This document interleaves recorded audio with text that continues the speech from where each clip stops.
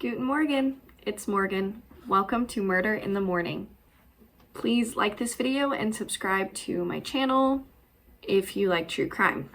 I get ready while I talk about a true crime story in these videos.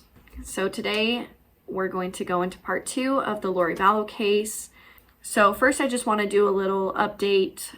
Someone in the comments let me know that Colby was not adopted by Joseph, Lori's third husband, but Lori did change his name. So all the sources I saw said that he was adopted, but there's so many sources out there. There's so many videos and articles. There's so much information on this case because it's really big that I'm not going to get everything 100% right 100% of the time, especially since there are some sources that say one thing and other sources that say the other thing.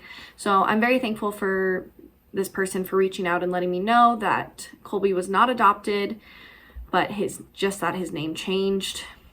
So if there's any other things like that, please feel free to let me know in the comments, and so that way I can give an update to all of you guys.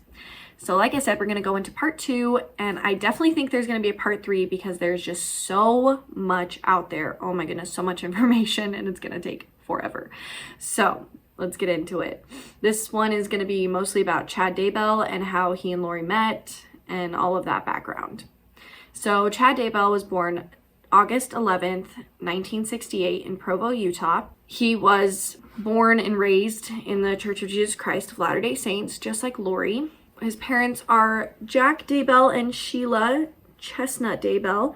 He attended Brigham Young University and graduated in 1992 in journalism, so he got a degree in journalism. He was a very successful author.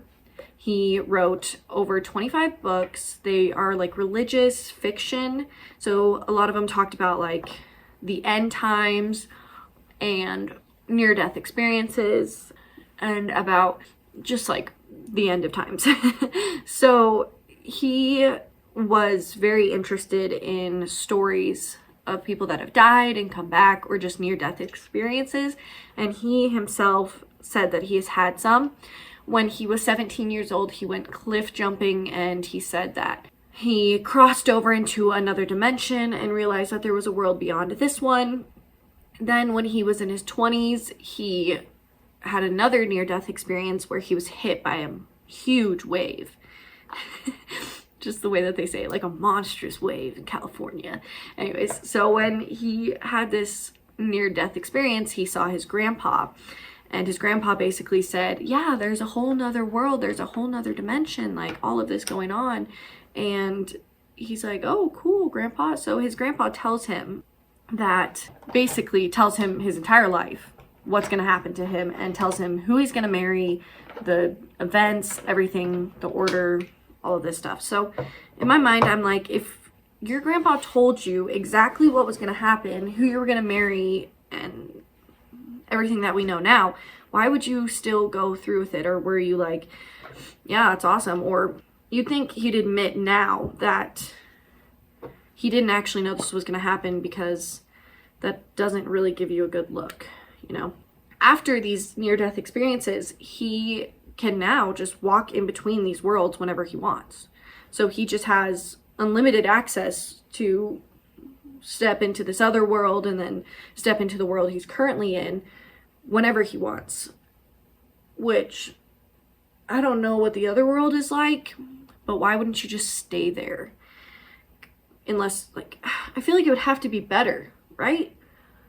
So I personally would just chill there if you had the chance, if you had the opportunity. Why not? Anyways, so he marries his wife, his first wife, Tammy. They get married March 9th, 1990 in Manti, Utah. They lived in Springville, Utah, where they started their Spring Creek book company, and Chad published most of his books through that. They had 5 children, and they moved to Salem, Idaho in 2015. And Tammy was a school librarian. So they said she made like $30,000 a year. Not a crazy amount. So around 2014, this is before they moved to Idaho, another author named Suzanne Freeman, she had released 3 books with the help of Chad. And as she was releasing these books, she started noticing changes about him and his writing. So she says he started publishing non-member of the Church of Jesus Christ doctrine stories. And she told him there's something not quite right. She told him that. And she was kind of surprised by that because he was a member of that church. So she's like, why would you want to take out the stuff that talks about the doctrine? Like, that's the whole point of this book, is to have it be doctrinally related, even though it's fiction, to still have those pieces in it. So she was kind of confused, and she started getting weird vibes that why would he want to leave that out? Why would he want to take it out? So September 23rd, 2018, this is still while Lori is married to Charles. He's still alive. So in September 2018, Lori and Chad meet at a Preparing a People conference that he was speaking at. So he was pretty active in this Preparing a People thing. He would do multiple podcast meetings with them and conferences. And so it wasn't like a surprise for her that he was going to be there. And she actually was a huge fan. She was a big fan of him starting like 2015 because she had read his work. And so she was already like, oh my goodness, I'm going to meet Chad Daybell. This is so cool. So then they meet. And her friend Melanie had kind of set them up. Melanie was like, oh, I think you'd really like him. I think you guys would get along really well. And he told Melanie and Lori that he and Lori had been married multiple times in past lives. And so that kind of just like, you know, she already thought he was really cool because of his books, but then she's like, oh my goodness, we've actually been married in past lives. It's meant to be. We have to be together, you know? So it really jump-started their relationship. And in October 2018, they started emailing one another. October 27th, 2018, Chad starts Google searching members of Lori's family and obituaries. So just a week earlier, she had bore that testimony, that talk thing that she said about wanting to murder Joseph Ryan.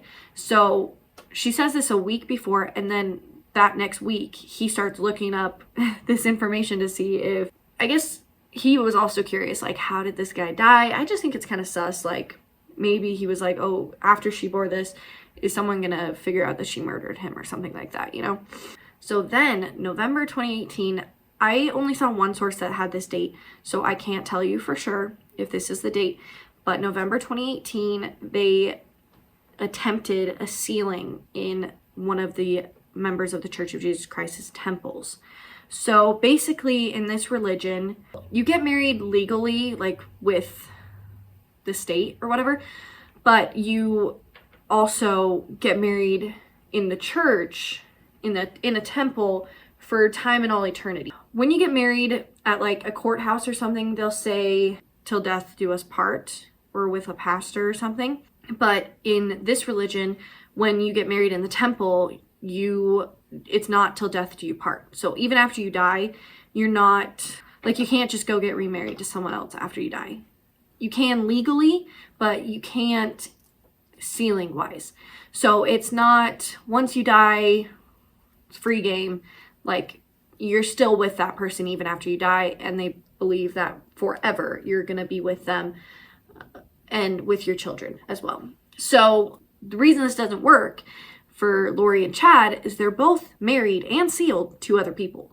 So not only, even if their spouse was dead, like, it still wouldn't work because they're still sealed even after death.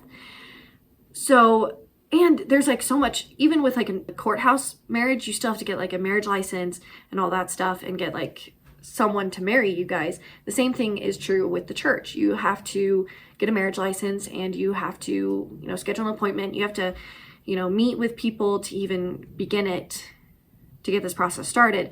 And they're just like, no, we're just gonna hop into the temple and say we're married now, we're sealed now, even though that's not how it works at all. And so they do this, and it's kind of like, I mean, that's like even worse than cheating in the church, because they're doing, it's like blasphemy, basically. They're like doing blasphemy, and this goes against what the church says and against everything, you know. And their spouses are still alive, and they're not broken up or anything. So it's like total adultery and all of this stuff. So it's just pretty crazy. that they think that this would even work. Anyways, just to show you how committed they were to each other and how much they thought, like, we are meant to be together and we were together in other lives. So they're like, we're gonna seal this to make this official, even though we're both still married, and that's not how it works. October 28, 2018, Lori goes into Chad's phone, like, as a contact, and her contact is Melanie 2 and Bishop Shumway. So I think that's actually pretty good. If his wife was looking at him to be like, why are you texting Lori Vallow? When really he can just be like, oh yeah, I'm just texting the bishop. But also it's like, what kind of conversations are you having with the bishop that this could fly, you know? Because you're like trying to marry this chick, so you must be having some weird text with the bishop. So then in November, Chad speaks at another Preparing a People event in Mesa, Arizona, and he stays with Lori and her friends. Charles was told that it was just going to be a bunch of weird ladies that were going to be staying at the house, and he had no idea that Chad was going to be showing up and staying in his home. Obviously, he would not have been chill with that, so that's why she had to lie. So then Lori Vallow and her friend Melanie Gibb, they introduce a new podcast called Time to Warrior Up, and they do have Chad Daybell on there at some point. So January 2019 was the last refill of JJ's autism medication, risperidone. So it's filled for the last time. And when the police go in to like check the house much later, there's still 17 pills left in the bottle. So he hadn't been regularly taking it, because from January to September, there's still 17 pills left. So like I said, they moved to Idaho to be closer to Chad. Lori was living in a townhouse, so the neighbors could see her pretty easily. And her neighbors reported that JJ was easily angered, out of control, and playing outside unsupervised. You can hear him through a neighbor's Ring camera video telling another boy to get the heck out. Except he didn't say heck. So if he was supposed to be taking his medication and they weren't, like, that is clearly, you know, neglecting of a child. And not that what happens later isn't neglecting a child or child abuse, but you clearly see the signs that they weren't taking proper care of him even before what happens. So when Lori left for like 58 days to go to Hawaii, it would be a total of 72 days until she would see JJ again. And so he went around 72 days without taking his medication. It says that it's possible that she took the bottle that she refilled with her, and then she had Charles refill it before she got back. So it's just weird that she would take the medication with her unless she was intentionally trying to make JJ start acting up so then she could use it as an excuse. February 16th, 2019, they hold another Preparing a People conference, and Chad Daybell is one of the speakers.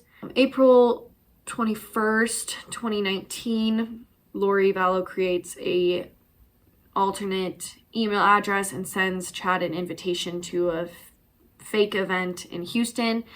We know that he later went because he sent an email later saying like, oh, I had such a great time in Houston with you. That was such a great event. Lori screenshots a picture of malachite stone, similar to the stones that she and Chad will later have in their wedding rings, indicating plans that she wants to marry Chad. And this is 5 months before Chad's wife Tammy dies and 2 months before Charles dies.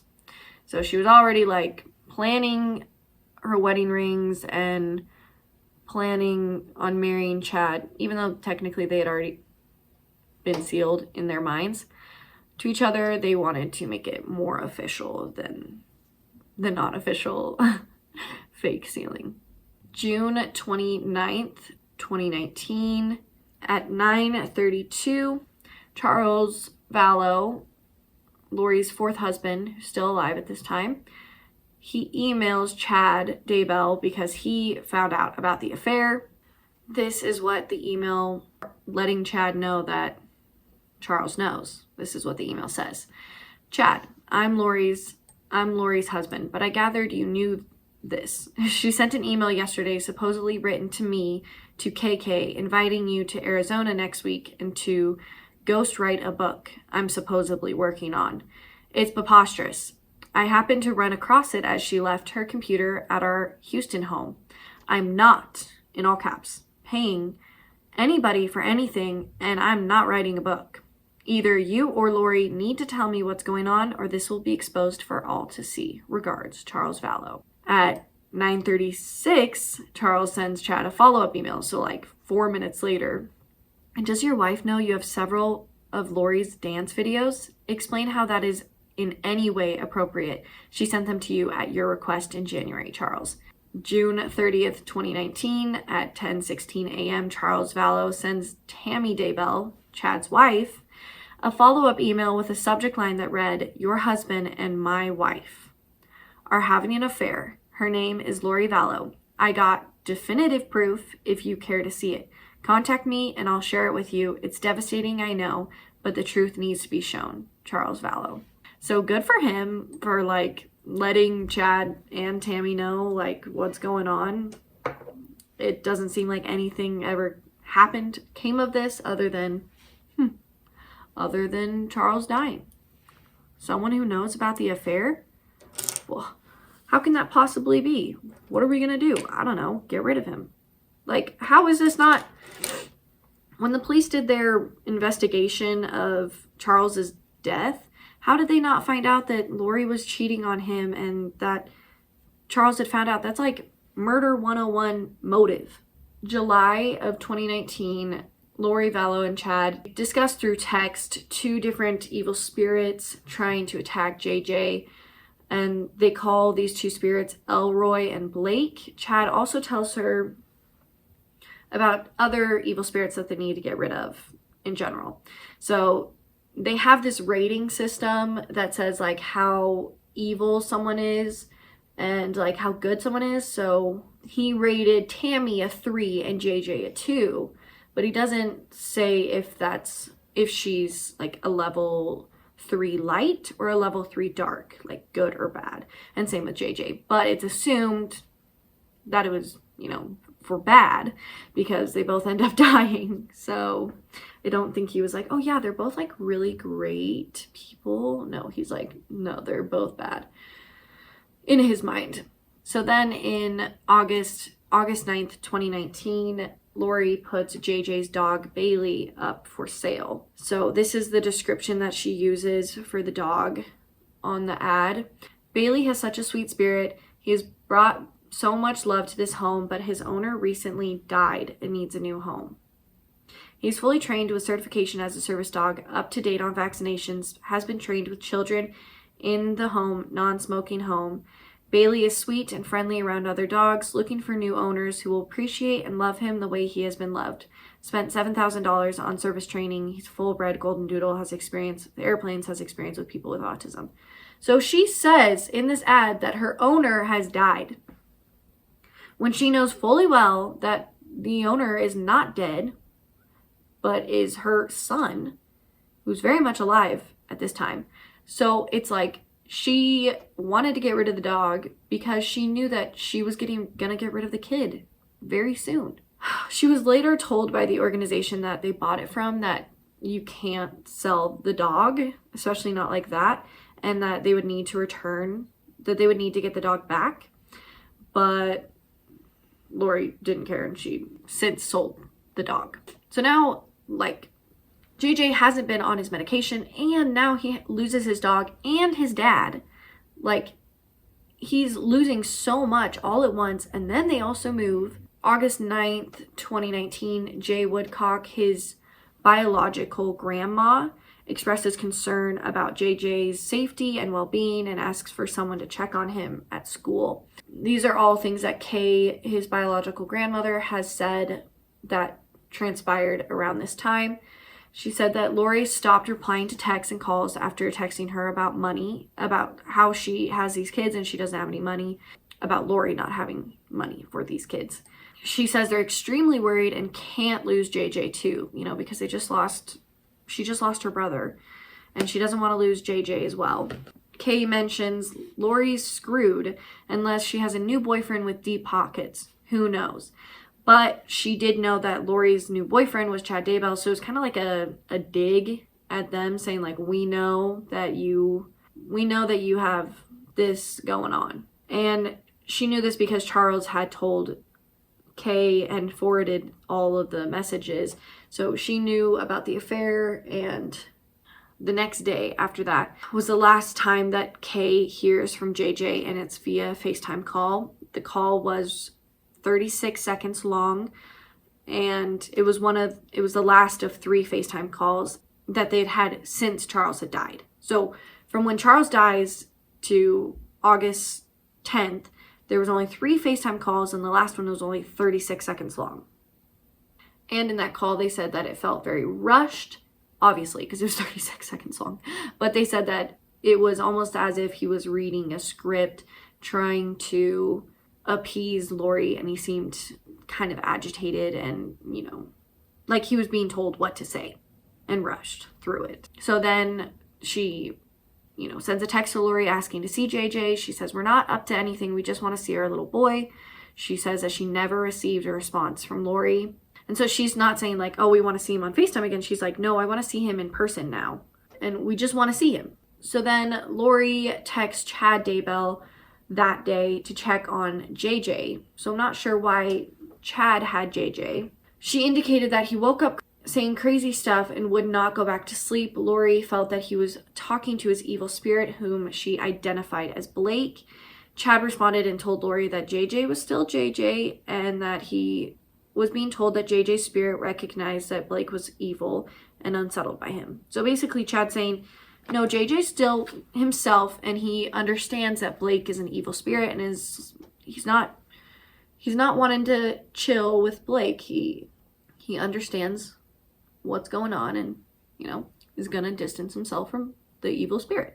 So it's kind of interesting that like it seemed like Lori was trying to give him a perfect out to be like, hey, you don't even have to say necessarily that JJ is, you don't have to bring it up because I'm bringing it up, and you just have to corroborate what I'm saying. And Chad's like, no, JJ's fine. He's not an evil spirit. He's not acting crazy. So it's just weird that they kind of go against each other. So the next day, Lori sends Chad a text telling him to go back to his family. She says, you should give all your love and your attention to your wife and family. I'm just a distraction. Go have fun with your family. I really do want you to. I just can't be in the way anymore. If things change, we can talk, but we have nothing until things change anyway. So I don't want to say like this is a classic woman response, but I know for sure when I'm angry with someone, I use those like petty responses like, no, you go have fun. Like, don't worry about me. I'm just a distraction. You go have fun. When really I'm like, no, be with me, choose me. And so then at the end when she says like, we can't be together anyways until things change, she's saying like, your wife needs to die before we can officially be together. So I almost feel like that was her threat. Like, I won't see you until your wife dies. That's what I take it. Or until you leave your wife, we can't hang out anymore. Because 4 days later, Lori purchases wedding rings for herself and Chad. The person that she bought it from was, because she bought it on Etsy, said that he wasn't going to be able to, I don't know if it was a guy or a girl. They said that they weren't going to be able to fulfill that order in time, so they returned the money and canceled it. But it's like 4 days after she says, no, just forget about me, move on, whatever. She's like, no, actually, we're making this happen. We're getting married.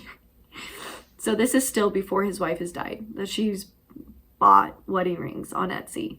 On August 30th, 2019, Colby, Lori's first son, says that that's the last time that he spoke with Tylee, and this is over FaceTime. And after that, Colby said that his mother just kept giving him excuses as to why Tylee couldn't talk. She just kept saying that Tylee was super busy and was too busy to talk to him. September 3rd, 2019, Lori enrolls JJ into Kennedy Elementary School in Rexburg, Idaho, and then his first day was the next day. So at his old school, Lori emails them and says that she needs to withdraw JJ. She tells the staff that she got a job. She accepted a position in a different state, even though she doesn't have a job. She just moved to be with her boyfriend. September 6, 2019, neighbors take a photo of Tylee, JJ, and an unidentified child through their blinds, which is kind of creepy, but they said that they thought it was strange that the children were playing with stuffed animals in a large puddle of water.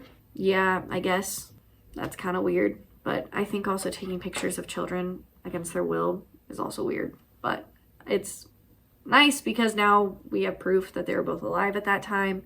Alex Cox, Lori's brother, who shot and killed Charles, his phone pings at Chad Daybell's house September 6, 2019, and he was only there for 12 minutes, and he goes in and around the house, almost like looking, scoping it out kind of thing. So then the next day, 48 hours before Tylee was murdered and her remains were incinerated, Lori and Melanie, her friend, Melanie Gibb, published a podcast titled, "What is a Baptism of Fire?" It's just interesting that 48 hours later, her child is burned. That same day, Tylee's last post, she posted her last one on Instagram, last post, and then the next day after that, Tylee's phone pings at Yellowstone National Park at 1:09 p.m. The FBI says that there's footage of JJ at the park walking, running alongside the walkway in front of Old Faithful Geyser. So we know that both of them were alive at that point. Last day Tylee is seen alive is September 8th, 2019. And a picture from Lori's iCloud account is a picture of Tylee at the front of Yellowstone National Park with Lori, Alex, and JJ. And that is the last time we have any record of Tylee being with Lori. And the affidavit of probable cause says we have found no witnesses who can verify they've seen Tylee after September 8th, 2019. So the last date Tylee is mentioned in text messages is that day. So on September 9th, 2019, this is the day that Tylee Ryan was allegedly buried on Chad Daybell's property. Remember, this is her uncle. So September 9th, 2019, Alex Cox's phone pings. This is the pings on his phone for that day. 2:42 a.m. His phone pings at Lori's apartment. 3:37 a.m. he leaves Lori's apartment. 4:37 he leaves home. It hasn't been disclosed where he was during this hour. Basically 9 a.m. he leaves his apartment. 9:21 he arrives at Chad's house. 10:47 a.m. his phone pings at St. Anthony, a neighboring town. It's unknown if it just pinged off of that tower for some reason or if he had left Chad's property and later returned. Basically 11 a.m. his phone pings at the Daybell property again. And then 11:40, final time his phone pings the Daybell property. Then 12, his phone pings at Del Taco in Rexburg. And then 12:02, he leaves Del Taco and spends the rest of his day at its apartment. So if what they think happened, that means that Alex went to Lori's, picked up the body of Tylee, went to Chad's, buried the body, burned the body, and then went to Del Taco. Not only did you just bury and burn your niece, but then you go to Del Taco afterward? Like, how do you have an appetite after that? I mean, I guess it was like a 9-hour thing. But, bro, that's disgusting. That's sick. Like, not okay. I mean, none of this is okay, obviously, but like, why? Why? So that same day, Chad texted his wife, Tammy, that he shot a big raccoon and was burning limbs on the property. I don't know why, even if it was true, even if he shot a big raccoon, why would you burn its limbs? Like, I've never heard of anyone doing that. That's like a hunter or anything like that. Why would you just burn limbs? Maybe he meant tree limbs. Oh my gosh. He probably meant tree limbs. I don't know. Anyways, that's what he tells his wife to cover up the fact that, you know, if anyone says they heard a gunshot or if, you know, there was a fire or whatever, anyone knows about that, that's what it's from. It's from him burning limbs and shooting a big raccoon. I'm so embarrassed. So someone does report hearing gunshots from Chad Daybell's property. We don't know if this was a neighbor or just someone passing through. And then on September 17th, 2019, Lori's neighbor captures footage of JJ playing outside. And then the next day, Lori hires a nanny through care.com for what she thinks is going to be a long-term job to babysit JJ. She tells the nanny that her husband died of a heart attack in Arizona and that her daughter was going to BYU, Idaho. And the nanny describes Tylee's presence in the home as intermittent visits. So we know that her husband did not die from a heart attack. At least Charles did not, and that's the husband that she's talking about. And that we know that Tylee is not going to a school in Rexburg, especially not Brigham Young University, Idaho, because you can easily figure that out, and she wasn't. And she said that, Lori said that while Tylee comes to do laundry, she doesn't live with them. Well, she never said that she lives with them, and that it appeared only Lori and JJ lived there from what she could tell. And that the nanny also said that Lori said that Tylee didn't like to babysit without getting paid. So what doesn't make sense is if you're paying someone to babysit JJ, why not pay your daughter to babysit JJ? If your argument of why Tylee's not doing it is because she wants to get paid, you're still paying someone either way. So why not pay your daughter that's in college, who needs a job, who needs extra income, than a nanny from care.com that you don't even know? I know why, because she killed Tylee. That's why she had to do it. That's why she had to hire a nanny. So the nanny returns on September 19th, 2019 for a second day of caring for JJ. And these are the things that she noticed from this second day of babysitting. She said that Lori joked that sometimes she gives JJ his meds early and he'll go to sleep earlier to give her a break. But we know that she wasn't really giving him the meds that he was supposed to be taking, so I'm gonna assume it was some sort of sedative back to when Tylee said that she was really tired and sleeping a lot, or it could be melatonin, whatever. Lori told her brother Alex Cox is going to come over and they're going to the Idaho Falls airport. Alex came over, said hello, and then left with Lori. JJ went to play at a neighbor's house and came home for dinner. After dinner, he wanted to go back to the friend's house, but the nanny said no. JJ had a meltdown and threw furniture and told the nanny he hated her and didn't want to be her friend. Nanny went upstairs to find JJ and found him under Lori's bed. JJ's room only had toys, no bed. JJ slept on a small mattress in the corner in Lori's room. Lori, Alex, and Lori's friend came home. Lori babied JJ to comfort him. Lori told the nanny the woman did podcasts with her. It was Melanie Gibb. And then Lori gave her $40 cash and then never had her back. So September 22nd, 2019, a picture of JJ was taken of him sitting on the couch, and it was taken at 10:46 Mountain Standard Time, and he was wearing red pajamas. Just a little reminder that when he is found in a shallow grave on Chad Daybell's property, June 2020, he is wearing red pajamas. So the next day is when allegedly JJ was buried on Chad Daybell's property. So it makes sense why he was wearing those pajamas when that's what he was found buried in. So probably happened, picture, murder, buried. So Alex's Cox phone pinged at the Daybell property 9:55 a.m. near the pond where JJ's remains were found. 9 months later, he was there until 10:12 a.m. So it makes sense why it was a shallow grave, because it seemed like he was quite in a rush to leave. Lori said under oath at Chad Daybell's preliminary hearing in August 2020 that she didn't see JJ the morning of September 23rd, and that Lori claimed he climbed up on the kitchen cabinet in a zombie moment. So if you didn't see him, then how could you have known that he climbed up on the kitchen cabinet? But she had said to her friend Melanie, like, oh my goodness, he climbed up on the cabinet. Isn't he acting crazy? He's so crazy. He's such a zombie. The friend was like, oh, I didn't really know. Seems like everyone in your life is a zombie. So it's kind of, I don't know if I believe this, but she did. At the time, she believed it. So that same day, September 23rd, 2019, a child was seen playing with JJ's toys. And his mom, the boy's mother, was like, where'd you get those toys? And the kid was like, oh yeah, I went over to go play with JJ, but he wasn't home. And his mom said I could just have his toys. And so he just took JJ's toys. What mom lets, like, I understand if you're going to borrow them, but like taking all of his toys, how is that not a red flag that the kid is no longer there? September 24th, 2019 is Tylee's birthday, her 17th birthday, and no social media.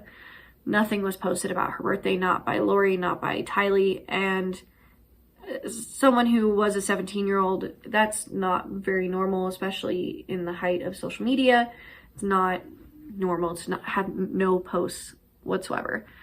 But Colby, her brother, texted her to wish her happy birthday, and he said, "Hey Ty, happy birthday. I'm so proud of you. I know you have been through more than what most people ever go through in their life, but you're amazing. I know you can have an amazing life. You keep pushing, trust God. It's all gonna be not just okay, but amazing. I love you and happy birthday." Tylee responds, "Thanks, Colbs. I love you." Red heart emoji. Colby said that the response was not like Tylee. So September 24th, 2019, Lori Vallow disenrolls JJ from school, indicating she would homeschool him, and JJ was not with him when she said this. That same day, Lori tells the babysitter that JJ had gone to stay with his grandma for several weeks and that Lori was in Hawaii, even though the babysitter was under the impression that this was going to be an ongoing gig and that she was going to be a nanny and not just a every now and then babysitter. So Lori also told the nanny that she would be able to work again in a month, but when she texted Lori around Halloween, Lori didn't respond. So even after she said, "Oh yeah, like JJ's at his grandparents and I'm in Hawaii," she said like, "Oh, but in a month when they get back, when I get back and when he gets back, you'll babysit him again." And so when she followed up, she never heard back. She was told that he got emotional, easily frustrated, distracted, and had difficulty communicating with others, but he can follow orders if you look him in the eye. She and her husband adopted JJ, who was their nephew at the time. October 2nd, 2019, Lori orders rings, later shown in wedding photos from Amazon, using Charles Vallow's account. So this is 17 days before Chad Daybell's wife died. So a few days before she bought the wedding rings, she was looking up wedding dresses online. So this is clear that she was planning on getting legally married to Chad. So on October 4th, 2019, Chad Daybell texts Lori a message that implies he was doing something to expedite Tammy's death.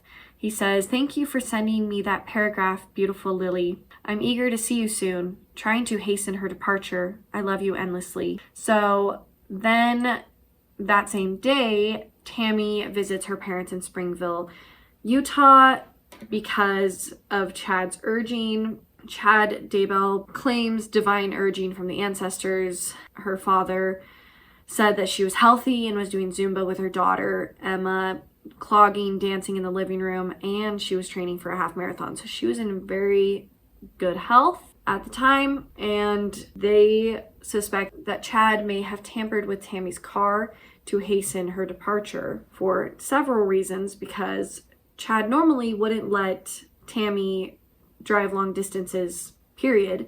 So him wanting her to drive to Springville, Utah was very unusual. Chad's former friends, Angela and Melanie Gibb, claimed that Tammy was supposed to die in a car accident. So that was like the story of when they talked about Tammy dying, it was supposed to be in a car accident. And then if she died in a car accident wearing a seatbelt, he would receive an extra $10,000 in her life insurance policy. So seems like, it'd be good for him if she died in a car accident, because then also it wouldn't be murder. If she just, got in a car accident and died, it would just be convenient for him. So these are the texts that Chad sends Lori about his wife, Tammy. He goes at 3:25 a.m.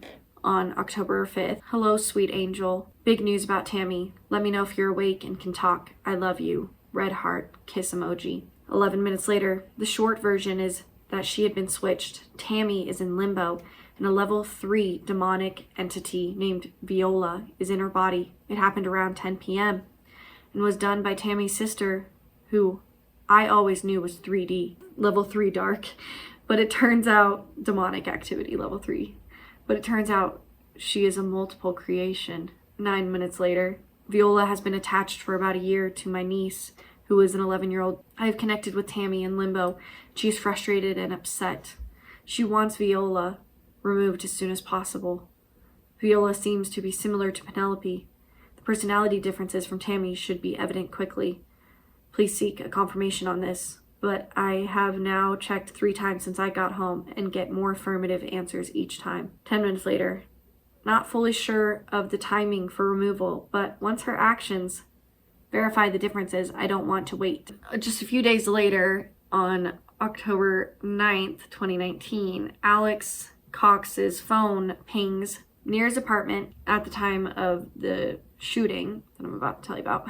And it was only a 10-minute drive from Alex's apartment to Chad Daybell's house. But since in the past he left his phone with Lori when he went to go do a drive-by to someone else, he left it to use it as his alibi. So it wouldn't be shocking if he left his phone at his apartment to use as an alibi for this shooting. Alex just basically, he says that he's like a disciple of Lori and that he would do anything for her. So he really shows that, proves that. Tammy Daybell files a report that same day with Rexburg Police Department claiming that she was shot at by a masked man carrying a paintball gun. So she's just going in, she's either going into her house or going into the car, and she gets shot at and she thinks that it's a paintball gun. And, you know, we think it was Alex. So when he went to shoot at that other guy in Arizona, he was driving Tylee's Jeep Wrangler, which he had gotten outfitted specifically for this job. He got tinted windows and, you know, got it all ready to go shoot someone, try to kill them. So the police think that it's Tylee that, you know, because she usually drives this Jeep. So they go to her previous school to try and find her because they think that she's a suspect for this shooting. The one in Arizona, not the one of Chad's wife. So the police wanted to know her whereabouts since until they had the Jeep. Then they no longer cared about her whereabouts. They pulled her cell phone records and they would have seen that there's very little data. They weren't even suspicious when the Jeep was taken and no teenager, you know, complained. Because usually when you take a 17-year-old's car, they're going to be mad, especially if they had nothing to do with the killing. So the fact that no one was like, where's my car? Where's my car? That should have been suspicious. They also thought that she possibly could have changed her number because there was barely any data on her phone. And no one was contacted and no one followed up about the Jeep after being towed and impounded. And again, Tylee was treated as a suspect in order to get a search warrant, but never as a potential victim. 10 days later, on October 19th, 2019, 10 days after she was shot at by a paintball gun, she dies in her sleep. Tammy Daybell dies in her sleep, according to her husband. He claims she went to bed with a cough and just didn't wake up. Her death is believed to be natural and no autopsy was performed because her husband didn't want her to get an autopsy, and since he's the next of kin, if no one else, you know, says anything about it, then they're just not going to do an autopsy. So he told investigators that he didn't seem curious at all about how she died and that, you know, it was just her time to go. He said that Tammy wasn't afraid of dying and that, you know, it's just her time to go, so she died. So he posts a few hours after his wife dies, letting people know that she's dead, and he was responding to their messages all day. Then, same day, Lori and her friend Nicole have a text exchange about Tammy's death. 9:18 a.m. Nicole, I'm not sure if you heard, but Chad's wife died last week. Crying emoji, emoji, like the wiggle emoji. 9:33 a.m. Lori, oh my gosh, I did not hear that. I'm in Hawaii and it's 6 a.m. Crying emoji, crying emoji. A minute later, Lori, do you know what happened? Nicole, yes, she woke up in the night coughing, threw up, collapsed, and passed away. Melanie Gibbs also informs Lori Vallow that Tammy has died, and Lori acts surprised to hear the news from her as well, and then they talk on the phone for 20 minutes. So then Zulima Pastenes excitedly asks Lori Vallow, did you know that was going to happen? Lori doesn't answer, which but it's quite clear that she is referring to Tammy Daybell's death, and she says, maybe it was you that I saw at the temple getting ready to get married just yesterday. She then texts Chad about her vision of helping a bride get ready and could hardly contain her delight in the news that Tammy was dead. So Chad Daybell, 2 days after his wife dies, Chad Daybell has a viewing for Tammy in Springville, Utah, and that's insanely fast. So it's clear that he was planning this and was ready at a moment's notice for his wife to die so that he could, quickly get her in the ground, bury her, and get this over with so that he can officially get with Lori. So I'm going to talk about part 3 next week. Sorry this is taking so long, but like I said, there's just so much information and these videos are already going to be super long. But here is the finished look, and let me know what you want me to talk about after Lori Vallow. Definitely will get it done in part 3. So stay safe out there. Good luck. I'll talk to you guys next week. Bye.